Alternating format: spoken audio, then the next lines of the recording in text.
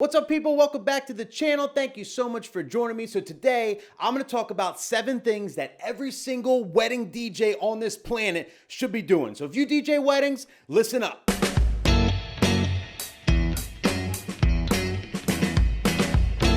So what I did for this video is I sat down and I tried to think of the things that made the biggest difference to me in my career, right? I've been DJing weddings about 15 years, and throughout the years, things happen, mistakes are made, and you kind of make little adjustments along the way that save you a lot of headache and a lot of bullshit in the long run. So when I came up with this video idea and I was trying to think of the different things, I really went back to all those moments, all those times where I made a big mistake, or I could have just done something so much simpler, and then I learned from those moments and continued doing these tips ever since. So I wrote all these down. I came up with 7 of them, and if you DJ weddings, this is going to be incredibly useful for you. So definitely stay tuned to the end of the video. And if I can ask you an itty bitty little favor, if you could hit the like button down there to help my algorithm so more DJs can see this video and whatnot. And if you're not subscribed yet, hit that subscribe button right now. Now let's get this thing started. So number 1, always meet with your couples at least one time in some capacity before their wedding. I don't care if it's in person, if it's a phone conversation, if it's a FaceTime, if it's a Zoom meeting, meet with them in some capacity at least one time before their wedding. Now I realize off the bat I'm kind of giving you guys a tricky one because it really just depends on the structure of your company. All companies work differently, right? You might own your own company, you meet with all your couples ahead of time, you don't gotta worry about number 1. You might work for somebody, but you meet with all your couples ahead of time, and you don't gotta worry about number 1. But you also might work for somebody who doesn't really let you have contact with the couples ahead of the wedding. They give you all the information ahead of time, right? They set you all up. They tell you where to be and what time. You show up, you rock the wedding, and you keep it moving, right? That might be how you run things. But in that situation, I just want to slightly suggest that you ask your boss that you're able to at least have a phone conversation with your couple ahead of time because, you're going to be able to talk to them, ask them certain questions about their music and their tastes and their vision and all that, where you're not going to get that from a piece of paper. You're not going to get that with no matter what planning tools you're using. It's that human connection. When you really get to know a couple, you are able to be a way better DJ for them, because every wedding's different. You don't want to go to a wedding and do the same old show every single time, the same old shtick, and those of you that are doing that, you might hate hearing that. You might, listen to me and be like, what do you know, kid? I've been doing this for 30 years. Don't tell me what to do. It's been working for me. And I'm sure it works for you. But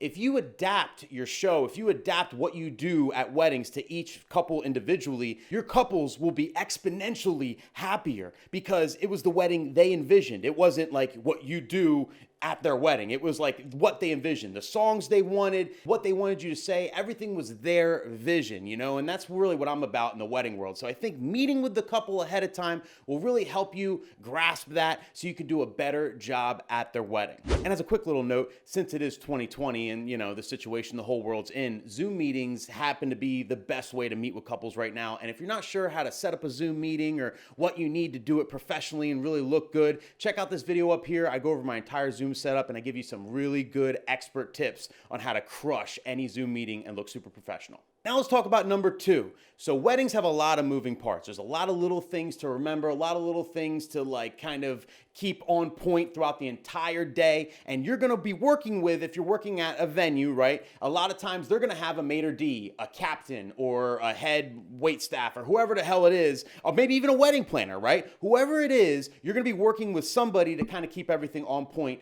throughout the wedding day. Well, my number 2 tip is to always print an extra sheet for them so they can be on the same page as you. So whatever sheet you use to make your announcements, to do your formalities or whatever, make sure you print an extra copy for whoever you're working with. Number 1, you're gonna look great because nobody does that, okay? Nobody does that. They're always going, oh wow, thanks, I was expecting this. They usually have to make all these sloppy notes and hope they stay on the same page, right?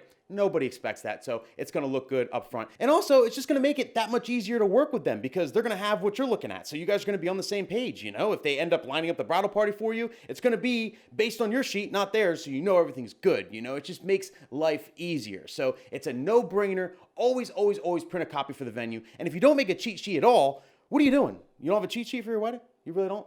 You don't make a cheat sheet for your wedding? Do you just go off the top of your head? What are you doing? Let me know in the comments if you don't use a cheat sheet at all, or if you use it. Let me know. Maybe I'll make a video on it if you guys aren't familiar with what I'm talking about. But I guess I am kind of assuming you're all using one. If you're not, you better start using one for sure. Tip number 3, leave ridiculously early. You could say this is an obvious one, but let me really drive the tip home and let me explain exactly what I do when it comes to weddings. So first of all, obviously the worst thing you could ever do is be late to a wedding. The wedding's gonna happen regardless, whether you're there or not. And you show up late, you might as well just punch the mother of the bride in the throat. I mean, I don't know anything else you could do worse than being late to a wedding. So obviously you want to leave super early. You want to give yourself enough time just in case you get a flat tire, in case something bad happens, in case the world ends. You're still going to make it to that wedding on time. So that's just a general rule, but let me explain what I do. So for every wedding, when I meet with my client, tip 2, right, I ask them, when are guests arriving? Not when their ceremony starts, not when the cocktail hour starts, not when I start. When are guests arriving? Because sometimes couples will put an earlier arrival time than the actual start time of the wedding. Wedding ceremony starts at 4. They might put 3:30 on the invitation just because they don't want anybody to be late. So they tell them 3:30. Most people are going to be 15 minutes late or whatever. If they have people that are going to be late, that way everybody gets there and everybody gets to see the ceremony. So if it says 3:30 on the invitation, you want to know that. That way you're never loading in or setting up in front of guests. You're there, chilling, ready to go way before anybody gets there. So whenever the guests are arriving, whenever that time is, I always shoot to get there 2 hours prior. Gives me plenty of time to fart around, la-da-da-da-da. Like my total setup takes about 15 to 30 minutes, unless I have like extra stuff, then maybe up to an hour total, so I kind of time it that way. If I have a bigger production setup, more lighting and whatnot, and I know it's going to take me closer to an hour to set up, then I usually shoot for like 3 hours early, just give myself that extra hour. That way I can whistle around. I don't have to worry, la-di-da-di-da, take our time. I don't like me or my crew to be stressed while setting up either, like in a hurry. There's nothing worse than that. So I really just try and build in a ton of time. So if I want to get there 2 to 3 hours prior to the wedding to start, and let's say the wedding is an hour away, I'm going to leave probably 2.5 to 3 hours before I want to get there. It gives me an hour to get there, and then it gives me another 1.5 to 2 hours to fart around, eat lunch, check out the area, whatever. You know what I mean? Just gives myself all this extra time. If I'm able to load in early, I do. I load in, set up early, and then we'll go, chill and grab lunch and just hang out. It's just, I try and keep it as stress-free as possible. Now, when it comes to assistance, if you're working with another person, you're not doing weddings by yourself, just pay them per day. Right? That's what I do with my assistants. I pay them per day, not per hour, because, it's an all-day thing. If you're doing a wedding with me, it's an all-day thing, okay? Sometimes we got to leave early and we're going to come home late. So I just pay them a daily rate for the whole day. They know the whole day is going to be with me, and that's it. You don't have to worry about time. It's just a stress-free, perfect environment, and you're never going to be late to a wedding. Tip number 4, say your couple's names out loud several times the day of the wedding. When you're emceeing at a wedding, you always want to use the couple's name as much as possible. You don't want to just say bride and groom, bride and bride, whatever. Like you don't want to just generalize them because it makes it more personal. Everybody in that room knows the couple's names, so the crowd's reaction is going to be way better when they hear the names rather than let's hear it for the bride and groom. You know what I mean? So you always want to have a habit of saying their names, even when you run into the couple, right? If you run into your couple, hey, what's up? What's up, Ben? How you feeling? You want to be able to call them by their first name. You want to be able to I know who you are. I'm at this wedding. It's just not like a generic whatever thing. Like it makes it a more personal experience all the way around. A big trick with that, and I have a terrible memory, is use their name several times while you're on your way there the whole day, right? So when Santi gets to my house, he's like my main assistant. He works with me every wedding. When Santi gets to my house, I'm like, yo, what's up, man? We're doing Ben and Sarah's wedding today. On the way there, I'll be like, yo, Santi, we still got a few hours till Ben and Sarah's wedding starts. You want to grab something to eat before Ben and Sarah's wedding starts? Hey, bro, can't wait till Ben and Sarah's wedding starts. Man, I really hope Ben and Sarah's Ben and Sarah's wang. What the fuck? I really hope Ben and Sarah's wedding is a banger. Really hope. You get the point, right? Use your couple's names in a sentence multiple times throughout the day, and then when you get there, you're going to remember their names, no problem, and you're going to be good to go. Tip number 5, you're at the wedding, you already gave a copy of your sheet to the person at the venue, so you guys are working together, and a lot of times you're going to do a meeting with them, you're going to go over the whole timeline for the day, and they're going to give you a lot of specific times, and these times are based on the kitchen, right? So they're going to say, hey, Nick, we want you to cut the cake at 8:55. We want you to do a dance set until 9:30. Dessert is opening up at 10:10, and I want you to announce it right then at 10:10, right? They're going to give you random times, not even 15s, but sometimes it's 8:05. It's random times because they want the food to be as fresh as possible, right?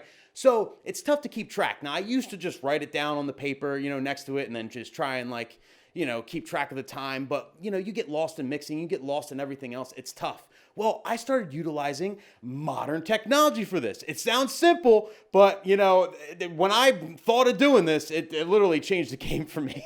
So you ready? You want to see how I remember to do stuff at weddings? It's this easy. Whenever someone tells me to do something, this is what I do. Hey Siri, can you remind me to cut the cake at 9:10? Okay, add it to today's reminders. That's it. Siri is the bomb in these situations because you could just yell at her real quick, tell her what to do, she does it, and you keep it moving. You don't have to write it down, you don't have to stop what you're doing, essentially. You just yell a sentence at her, she does it, and you keep it moving. Now, if you don't have Siri, if you're one of those people that don't use iPhones, Android has, you got Alexa or something, right? Whatever you have on there, you have a personal assistant, so just use that, and you'll never forget again. Now, for number 6, I'm going to talk about names again because, again, they're super, super important, and this is something I do at every wedding, and I think it's a powerful move, and I'm going to share it with you. So, I always begin a reception and end a reception with the couple's full government name. Now, when I say full government name, I mean the new Mr. and Mrs. Ben and Sarah Smith. So, the Mr. and Mrs., both first names, and then the last name, they're all changing to, right? The full government, the full title. Now, I do this because I think it's a powerful thing. When you say their name, like the bride is changing her name that day or that week. So, to hear her name with the new last name is a powerful thing for the bride. It's a powerful thing for anybody who knows the bride, right? Because they know her as her maiden name, but now she's switching her name. So when they hear Sarah Smith, it's like, wow, like she's Sarah Smith now. You know what I mean? So it's powerful for everyone involved there, 100%. So when you do it at the right moment, it's super effective. So in the beginning of the reception, I always do it after their first dance, right? So you start the reception, everybody's in the ballroom, you do intros, everything. They go to their first dance. Once they're done the first dance, my line every single time is, ladies and gentlemen, please put your hands together for the new Mr. and Mrs. Ben and Sarah Smith. Just like that. Literally just like that. I don't yell it. I don't, Ben and Sarah Smith! Like none of that. Just powerful, just to the point, and everyone goes nuts because, again, it's a powerful statement. It's powerful to everyone involved in that room because she's changing her names. They're now married. It's like the official title, right? And I think it's just a powerful thing. How many times am I going to say powerful here? I don't know. It is. That's how I feel. It's just powerful. And same thing goes for the end reception because I don't do it like all reception long. Like it's a mouthful, right? It's a little too much to say and it can get to be too much. I just do it right after the first dance. Then at the end of the reception, after the last song, I always say something like, family and friends, please put your hands together for the new Mr. and Mrs. Ben and Sarah Smith. And I do it again, just like that, right? And it's powerful. You're ending the wedding like that. Now, when they hear their full government names, the couple 99.9% of the time will kiss. Everyone cheers more because they're kissing. And then you just ended the wedding on a high note with a big bow on top. I always do this. It's just a powerful thing to do. Your crowd will react great to it. And it just makes it more of a personal experience. The same reason why a few tips ago, I told you to always use their first names. Now we've come down to tip number 7. If you made it this far, I appreciate you. Thank you so much. Now, tip number 7 is super, super important. You probably heard people say this before, but I'm just reminding you, have a backup of everything. Everything.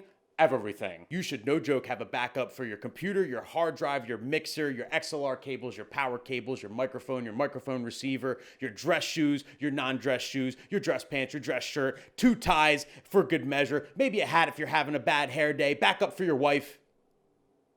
I'm just kidding. You don't need a backup for your wife because that's your wife. Seriously though, backup everything. Anything and everything can and will go wrong and you have to be prepared for it. And my motto has always been that every wedding is the Super Bowl. We do weddings for a living. We do a lot of weddings every year. We've done a lot of weddings in our lives and it can start to feel like a job. It can start to be like, all right, I'm at work again. It's another wedding, whatever. But you got to remember that every single wedding is a Super Bowl. Every single wedding is pretty much the most expensive party they've ever thrown, the most important day of their lives thus far. It's just so important to everybody. So every event can't be redone and will always be remembered. And it's going to be captured at every single moment. So you got to look good. You got to sound good. Everything has to be perfect. And if something goes wrong, you better have a backup for it. So don't even leave your house and commit to DJing a wedding until you have a backup plan for anything that could go wrong. My advice to you is if you're starting out, or even if you've been doing this a little bit, sit down and just write a list